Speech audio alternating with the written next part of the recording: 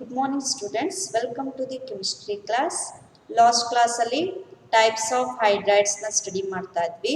So hydrides ಅಂದ್ರೆ ಏನು? Hydrogen so except noble gas elements other elements ಜೊತೆ combined ಆದಾಗ ಬೈನರಿ ಕಾಂಪೌಂಡ್ಸ್ ಫಾರ್ಮೇಷನ್ ಆಗುತ್ತೆ, ಅದನ್ನೇ ಹೈಡ್ರೈಡ್ಸ್ ಅಂತಾರೆ. ಹೈಡ್ರೈಡ್ಸ್ ಅಲ್ಲಿ ನಿಮಗೆ 3 ಟೈಪ್ಸ್ ಆಫ್ ಹೈಡ್ರೈಡ್ಸ್ ಇದೆ.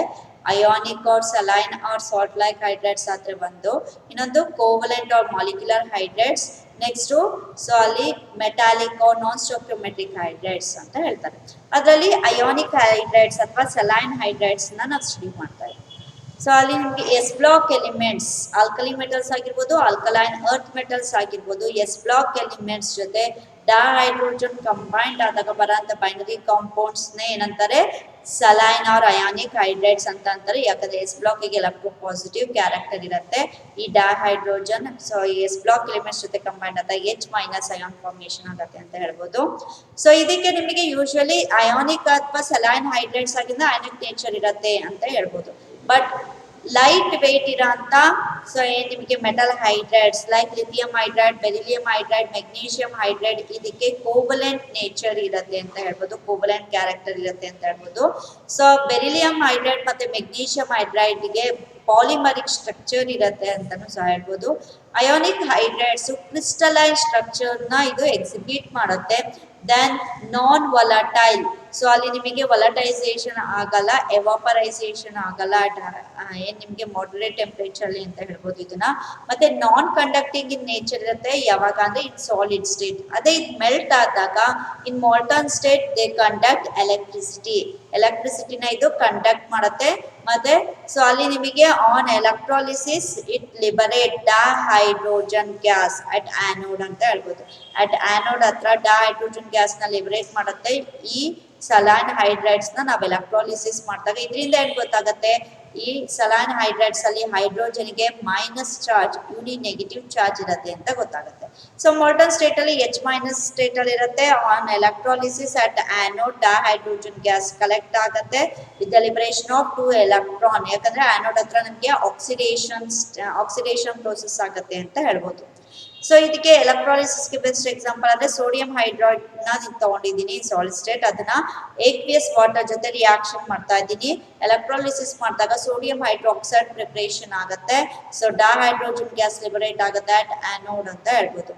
ಸೊ ಈ ಲಿಥಿಯಂ ಹೈಡ್ರೈಡ್ ಅನ್ನೋದು ಏನಿದೆ ಲೈಟ್ ವೇಟ್ ಇರೋ ಅಂತ metal hydride. So it is rather unreactive at moderate temperature ಇದು ರಿಯಾಕ್ಷನ್ ಆಗಲ್ಲ, ಅನ್ರಿಯಾಕ್ಟಿವ್ ಅಂತ ಹೇಳ್ಬೋದು ಆಕ್ಸಿಜನ್ ಅಥವಾ ಕ್ಲೋರಿನ್ ಜೊತೆ. ಹಾಗಾಗಿ ಈ ಕ್ಯಾರೆಕ್ಟರ್ಸ್ ನ ಯೂಸ್ ಮಾಡಿಕೊಂಡು ಬೇರೆ ಹೈಡ್ರೈಡ್ಸ್ ನ ಪ್ರಿಪರೇಷನ್ಸ್ ಅಲ್ಲಿ ಇದನ್ನು ಯೂಸ್ ಮಾಡ್ತಾರೆ. ಸೊ ಹೇಗೆ ಅಂತ ಅಂದಾಗ ಲಿಥಿಯಂ ಹೈಡ್ರೈಡ್ ಅನ್ನ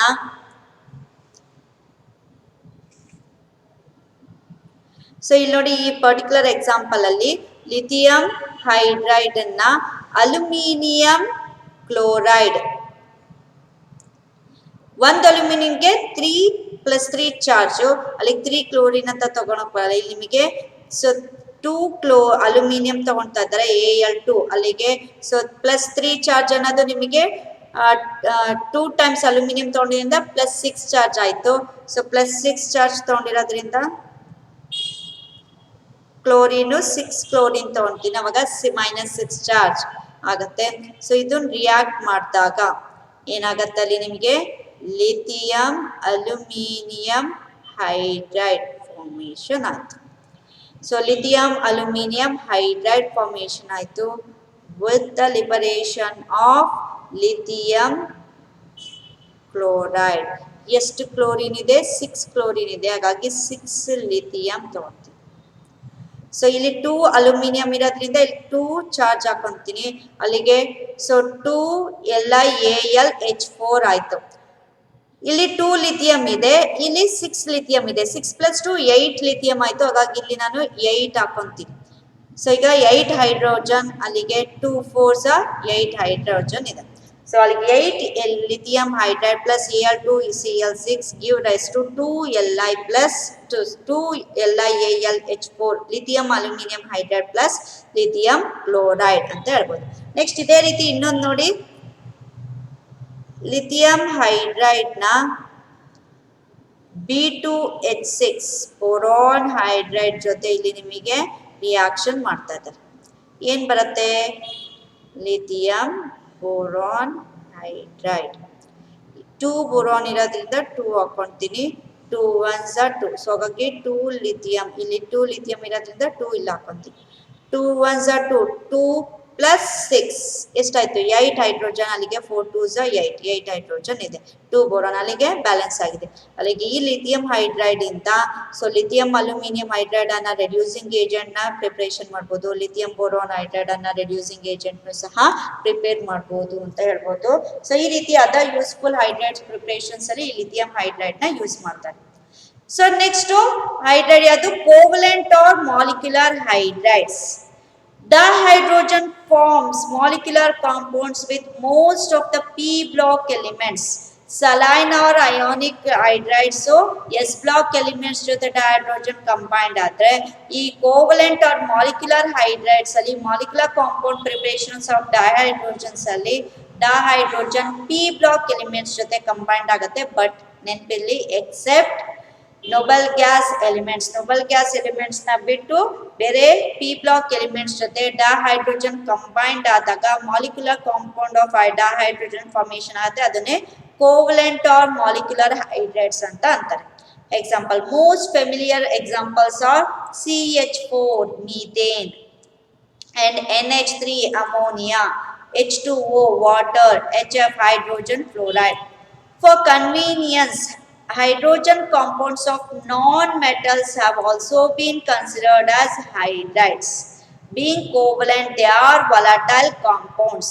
ಸೊ ಇಲ್ಲಿ ನಿಮಗೆ hydrogen compounds of non metals, ಯಾಕಂದ್ರೆ ಎಸ್ ಬ್ಲಾಕ್ ಎಲಿಮೆಂಟ್ಸ್ ಅದು ಮೆಟಲ್ಸ್ ಆಗಿರೋದ್ರಿಂದ ಅದು ಮೆಟಾಲಿಕ್ ಹೈಡ್ರೈಡ್ಸ್ ಫಾರ್ಮೇಶನ್ ಆಗುತ್ತೆ ಅಂತ ಹೇಳ್ಬೋದು, ಮೆಟಾಲಿಕ್ ನೇಚರ್ ಇರುತ್ತೆ ಅಂತ ಹೇಳ್ಬೋದು.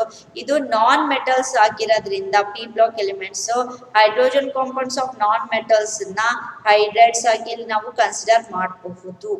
ಯಾಕಂದ್ರೆ electronegative character, hydrogen electronegative character ಅಂತ ಹೇಳ್ಬೋದು.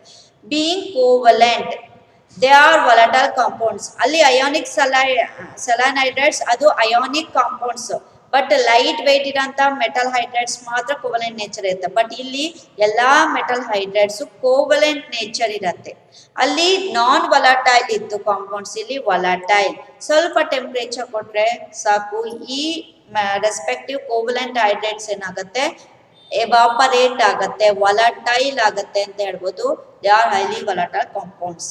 Molecular hydrides are further classified according to the relative number of electrons and bonds in their Lewis structure. Lewis ಅನ್ನೋರು ಪರ್ಟಿಕ್ಯುಲರ್ ಕೋವಲೆಂಟ್ ಅಥವಾ ಮಾಲಿಕ್ಯುಲರ್ ಹೈಡ್ರೈಡ್ಸ್ ನ ಸ್ಟ್ರಕ್ಚರ್ ಕೊಟ್ಟಿದ್ದಾರೆ. ಈ ಲಿವಿಸ್ ಸ್ಟ್ರಕ್ಚರ್ ಅನ್ನ ಅಥವಾ ಏನ್ ನಿಮಗೆ ಈ ಮಾಲಿಕ್ಯುಲರ್ ಹೈಡ್ರೈಡ್ಸ್ ನ ಫರ್ದರ್ ಕ್ಲಾಸಿಫಿಕೇಶನ್ ಮಾಡ್ತಾರೆ. ಯಾವ ಬೇಸಿಸ್ ಮೇಲೆ ಅಂದ್ರೆ on the basis of number of electrons ಅಥವಾ ನಂಬರ್ ಆಫ್ ಬಾಂಡ್ಸ್ ಮೇಲೆ. ಯಾವ ರೀತಿ? Electron deficient hydrides, electron precise hydrides, electron rich hydrides ಅಂತ ಹೇಳಿ 3 categories ಆಗಿ covalent or molecular hydrides ನ ಕ್ಲಾಸಿಫೈ ಮಾಡ್ತಾರೆ. ಸೊ ಅಲ್ಲಿಗೆ 3 ಟೈಪ್ಸ್ ಯಾವ್ದು? ಎಲೆಕ್ಟ್ರಾನ್ ಡಿಫಿಷಿಯಂಟ್ ಹೆಸರಲ್ಲೇ ಹೇಳುತ್ತೆ. ಸೊ ನಂಬರ್ ಆಫ್ ಎಲೆಕ್ಟ್ರಾನ್ಸ್ ಇಲ್ಲಿ ಅಕಾರ್ಡಿಂಗ್ ಟು ಸ್ಟೋಕಿಯೋಮೆಟ್ರಿ ಎಷ್ಟು ಬೇಕೋ ಅಷ್ಟೆಲ್ಲ ಕಮ್ಮಿ ಇರುತ್ತೆ ಅಂತ. ಎಲೆಕ್ಟ್ರಾನ್ ಪ್ರಿಸೈಸ್ ಅಂತ ಅಂದ್ರೆ ಇಲ್ಲೂ ಅಷ್ಟೇ ನಮ್ಮ ಹೆಸರೇ ಹೇಳುತ್ತೆ, ಅಕಾರ್ಡಿಂಗ್ ಟು ಸ್ಟೋಕಿಯೋಮೆಟ್ರಿ ವೈಸ್ ಎಷ್ಟು ಎಲೆಕ್ಟ್ರಾನ್ ಬೇಕೋ ಅಷ್ಟೇ ಎಲೆಕ್ಟ್ರಾನ್ ಇರುತ್ತೆ, ಕಮ್ಮಿನೂ ಇರಲ್ಲ ಜಾಸ್ತಿನೂ ಇರಲ್ಲ.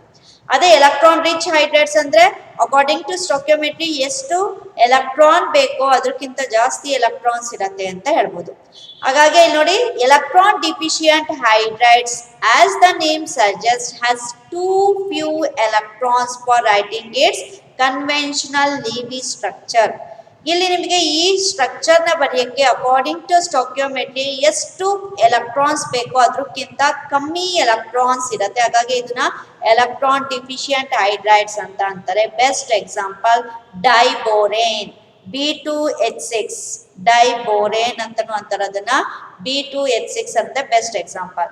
In fact all elements of group 13 aluminium ಆಗಿರ್ಬೋದು, ಬೋರಾನ್ ಆಗಿರ್ಬೋದು, ಗ್ರೂಪ್ 13 ಅಲ್ಲಿ ಬರ ಅಂತ ಎಲಿಮೆಂಟ್ಸ್ ಹೈಡ್ರೋಜನ್ ಜೊತೆ ಕಂಬೈನ್ಡ್ ಆದಾಗ ಬರ ಅಂತ ಕೋವಲೆಂಟ್ ಹೈಡ್ರೈಡ್ಸ್ ಯಾವುದು? Electron deficient hydrides. ಯಾಕೆ ಅಂದ್ರೆ ಅಕಾರ್ಡಿಂಗ್ ಟು ಸ್ಟೋಕ್ಯೋಮೆಟ್ರಿ ಅದಕ್ಕೆ ಬೇಕಾಗಿರೋಂಥ ಎಲೆಕ್ಟ್ರಾನ್ಸ್ ಗಿಂತನೂ ಕಮ್ಮಿ ಎಲೆಕ್ಟ್ರಾನ್ಸ್ ಈ ಸ್ಟ್ರಕ್ಚರ್ ಇರೋದ್ರಿಂದ ಇದನ್ನ ಎಲೆಕ್ಟ್ರಾನ್ ಡಿಫಿಷಿಯಂಟ್ ಹೈಡ್ರೈಡ್ಸ್ ಅಂತಾರೆ. ಬೆಸ್ಟ್ ಎಕ್ಸಾಂಪಲ್ ಡೈಬೋರೇನ್, ಯಾಕಂದ್ರೆ ಗ್ರೂಪ್ 13 ಎಲಿಮೆಂಟ್ ಅದು ಬೋರೋನ್. ಅದೇ ರೀತಿ ಅಲ್ಯೂಮಿನಿಯಂ ಹೈಡ್ರೋಜನ್ ಜೊತೆ ಕಂಬೈಂಡ್ ಆದಾಗ್ಲೂ electron deficient hydride aluminium hydride formation ಆಗುತ್ತೆ. ಸೊ ಹಾಗಾಗಿ in fact all elements of group 13 will form electron deficient compounds. They act as Lewis acid, that is electron acceptor. ಹೆಸರಲ್ಲೇ ಇದೆ electron deficient ಅಂತಂದಾಗ ಅದು electron ಅಕಸ್ಮಾತ್ ಕಮ್ಮಿ ಇರೋದ್ರಿಂದ ಎಲೆಕ್ಟ್ರಾನ್ ಯಾರಾದ್ರೂ ಬೇರೆಯವ್ರು ಡೊನೇಟ್ ಮಾಡಿದ್ರೆ ಎಲೆಕ್ಟ್ರಾನ್ ಅಕ್ಸೆಪ್ಟಿಂಗ್ ಕೆಪಾಸಿಟಿ ಇದಕ್ಕೆ ಜಾಸ್ತಿ ಇರುತ್ತೆ. ಸೊ ನಮಗೆ ಗೊತ್ತಿರಂಗೆ ಯಾವುದೇ ಒಂದು ಸಬ್ಸ್ಟೆನ್ಸ್ ಎಲೆಕ್ಟ್ರಾನ್ ಸೊ ಅಕ್ಸೆಪ್ಟ್ ಮಾಡೋ ಕೆಪಾಸಿಟಿ ಎಬಿಲಿಟಿ ಇರೋದನ್ನ ಆಸಿಡ್ ಅಂತ ಅಂತೀವಿ ಅಕಾರ್ಡಿಂಗ್ ಟು ಲಿವಿಸ್. ಹಾಗಾಗಿ ಇದನ್ನ ಲಿವಿಸ್ ಆಸಿಡ್ ಅಂತೀವಿ, ಅದನ್ನ electron deficient hydrides. So they act as a Lewis acid because they act as electron acceptor. They have the ability to accept electrons.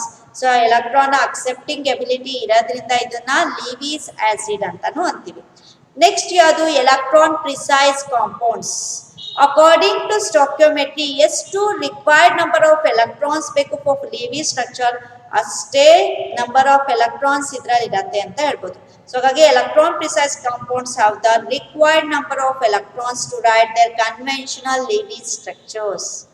All elements of group 14 form such compounds. Group 13 electron deficient hydrides na formation ಮಾಡಿದ್ರೆ group 14 ಯಾವ್ದು ಬರುತ್ತೆ, carbon ಆಗಿರ್ಬೋದು ಅಥವಾ sulphur ಆಗಿರ್ಬೋದು, ಇವೆಲ್ಲ 14 group ಅಲ್ಲಿ ನಿಮಗೆ ಬರ್ತಾ ಹೋಗುತ್ತೆ. ಗ್ರೂಪ್ 14 ಅಲ್ಲಿ ಬರೋ ಅಂತ ಎಲಿಮೆಂಟ್ಸ್ ನಿಮಗೆ ಹೈಡ್ರೋಜನ್ ಜೊತೆ ಕಂಬೈಂಡ್ ಆದಾಗ ಬರಂತ so hydride electron precise hydrides ಅಂತ ಹೇಳ್ಬೋದು. ಯಾಕಂದ್ರೆ ಅಕಾರ್ಡಿಂಗ್ ಟು ಸ್ಟೋಕ್ಯೋಮೆಟ್ರಿ ಎಷ್ಟು ನಂಬರ್ ಆಫ್ ಎಲೆಕ್ಟ್ರಾನ್ಸ್ ಬೇಕೋ ಅಷ್ಟೇ ನಂಬರ್ ಆಫ್ ಎಲೆಕ್ಟ್ರಾನ್ಸ್ ಇರುತ್ತೆ ಅಂತ ಹೇಳ್ಬೋದು. Example CH4 which are tetrahedral in geometry. So all the 4 ಸೈಡ್ಗೂ ಹೈಡ್ರೋಜನ್ ಇಲ್ಲಿ ನಿಮಗೆ ಏನು ಆಲ್ ದ 4 ಸೈಡ್ಸ್ಗೂ ಹೈಡ್ರೋಜನ್ ಇಲ್ಲಿ ನಿಮಗೆ ಪ್ರಿಸೈಸ್ ಆಗಿರೋದ್ರಿಂದ ಇದು ಟೆಟ್ರಾಹೈಡ್ರಲ್ ಜಾಮೆಟ್ರಿನ ಸೊ ಪ್ರಿಡಿಕ್ಟ್ ಮಾಡುತ್ತೆ ಅಂತ ಹೇಳ್ಬೋದು. ನೆಕ್ಸ್ಟ್ ಎಲೆಕ್ಟ್ರಾನ್ ರಿಚ್ ಹೈಡ್ರೈಡ್ಸ್ ಹೆಸರಲ್ಲಿ ಹೇಳುತ್ತೆ. So number according to stoichiometry wise ಎಷ್ಟು ಎಲೆಕ್ಟ್ರಾನ್ಸ್ ಬೇಕೋ ಅದಕ್ಕಿಂತ ಜಾಸ್ತಿ ಎಲೆಕ್ಟ್ರಾನ್ಸ್ ಇರುತ್ತೆ ಅಂತ ಹೇಳ್ಬೋದು. ಇದರಲ್ಲಿ electron rich hydrides have excess electrons which are present as lone pairs. excess electrons ಯಾವ ರೀತಿ ಇರುತ್ತೆ, ಸೊ ಅಮೋನಿಯಾದ ಮೇಲೆ ನೋಡಿ ನೈಟ್ರೋಜನ್ ಮೇಲೆ 2 ಲೋನ್ ಪೇರ್ ಆಫ್ ಎಲೆಕ್ಟ್ರಾನ್ ಇರುತ್ತೆ ಪ್ರಿಡಿಕ್ಟ್ ಮಾಡಿರ್ತಾರೆ. ಸೊ ಎಕ್ಸಸ್ ಎಲೆಕ್ಟ್ರಾನ್ಸ್ ನ in the terms of lone pair ಆಗಿ ನಾವಿಲ್ಲಿ ಪ್ರಿಡಿಕ್ಟ್ ಮಾಡ್ತಾ ಹೋಗ್ತೀವಿ. ಸೊ ಹಾಗಾಗಿ ಎಲಿಮೆಂಟ್ಸ್ ಆಫ್ ಗ್ರೂಪ್ 15 ಇಂದ 17 18 ಗ್ರೂಪ್ ಎಲಿಮೆಂಟ್ಸ್ ಕಂಬೈನ್ ಆಗಲ್ಲ ಹೇಳಿದ್ವಿ. ಹಾಗಾಗಿ 15th ಗ್ರೂಪ್ ಇಂದ 17th ಗ್ರೂಪ್ ತನಕ 15 16 17 ಗ್ರೂಪ್ ಎಲಿಮೆಂಟ್ಸ್ ಏನ್ ಬರುತ್ತೆ ಆ ಎಲಿಮೆಂಟ್ಸ್ ಹೈಡ್ರೋಜನ್ ಜೊತೆ ಕಂಬೈಂಡ್ ಆದಾಗ ಬರಂತದ್ದೇ ಎಲೆಕ್ಟ್ರಾನ್ ರಿಚ್ ಹೈಡ್ರೈಡ್ಸ್ ಅಂತ ಹೇಳ್ಬೋದು. Example ammonia NH3 has 1 loan pair of electron. Nitrogen ಮೇಲೆ ಯಾವಾಗ್ಲೂ ನೋಡಿ ಇಲ್ಲಿ ನಿಮಗೆ ಸೊ 2 ಡಾಟ್ ನ ಇಟ್ಟಿರ್ತಾರೆ, ಈ ರೀತಿ 2 ಡಾಟ್ ನ ಇಟ್ಟಿರ್ತಾರೆ. ಅಲ್ಲಿಗೆ 1 ಲೋನ್ ಪೇರ್ ಆಫ್ ಎಲೆಕ್ಟ್ರಾನ್ಸ್ ಇರುತ್ತೆ ಅಂತೇಳಿ ಅರ್ಥ. ಅದೇ ರೀತಿ ಹೈಡ್ರೋಜನ್ ವಾಟರ್ ಅಲ್ಲಿ ನಿಮಗೆ so 2 loan pair of electrons ನ ಇಟ್ಟಿರ್ತಾರೆ.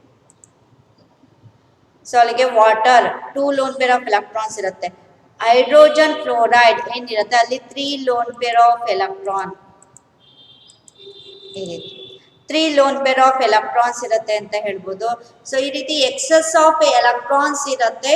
ಸ್ಟೋಕ್ಯೋಮೆಟ್ರಿ ಏನ್ ಪ್ರಪೋರ್ಷನ್ಸ್ ಇದೆ ಅದಕ್ಕಿಂತ ಜಾಸ್ತಿ, ಹಾಗಾಗಿ ಅದನ್ನ ಎಕ್ಸಸ್ ಎಲೆಕ್ಟ್ರಾನ್ಸ್ ನ as a loan pair of electrons ಆಗಿ ಪ್ರಿಡಿಕ್ಟ್ ಮಾಡ್ತಾ ಹೋಗ್ತಾರೆ. ಸೊ ನಂಬರ್ ಆಫ್ ಎಲೆಕ್ಟ್ರಾನ್ಸ್ ಜಾಸ್ತಿ ಇರೋದ್ರಿಂದ ಇದನ್ನ ಎಲೆಕ್ಟ್ರಾನ್ ಡೊನೇಟಿಂಗ್ ಎಬಿಲಿಟಿ ಜಾಸ್ತಿ ಇರುತ್ತೆ ಅಂತ ಹೇಳ್ಬೋದು. ಎಲೆಕ್ಟ್ರಾನ್ ಡೊನೇಟಿಂಗ್ ಎಬಿಲಿಟಿ ಜಾಸ್ತಿ ಇರೋದ್ರಿಂದ ಇದನ್ನ ಲಿವಿಸ್ ಬೇಸ್ ಅಂತಾನು ಸಹ ಕರೀತಾರೆ.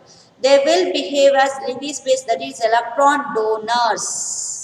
The presence of lone pair on highly electronegative atoms like nitrogen, oxygen, fluorine in hydrides results in hydrogen bond formation between the molecules.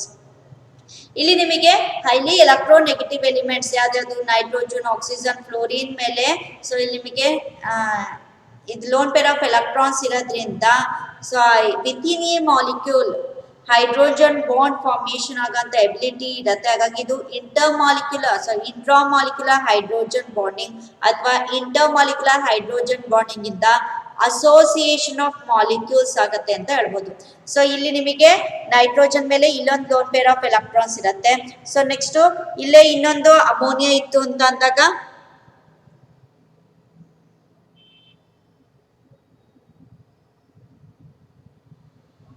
So ಇಲ್ಲೇ ಇನ್ನೊಂದು ಯಾವ್ದಾದ್ರು ಅಮೋನಿಯಾ ಇತ್ತು NH3 ಇತ್ತು ಅಂತ ಅಂದಾಗ ಸೊ ಈ ಲೋನ್ ಪೇರ್ ಆಫ್ ಎಲೆಕ್ಟ್ರಾನ್ ಈ so 9 hydrogen bonding ಇಂದ ಇಲ್ಲಿ ಕನೆಕ್ಷನ್ ಆಗ್ಬೋದು.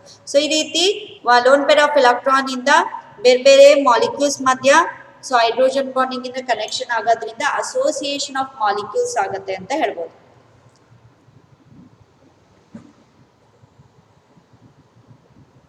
ಸೊ ಇದು 3 types of covalent or molecular hydrides. ಯಾವುದು electron deficient 13 group elements ಇಂದ ಆಗೋದು, electron precise hydrides so ಯಾವುದು 14 group elements ಇಂದ, electron rich hydrides so 15 ಇಂದ 17th group elements ಏನು ಬರುತ್ತೆ ಅದು ಸಾರಿ electron precise ಗೆ 14 group elements ಬರುತ್ತೆ.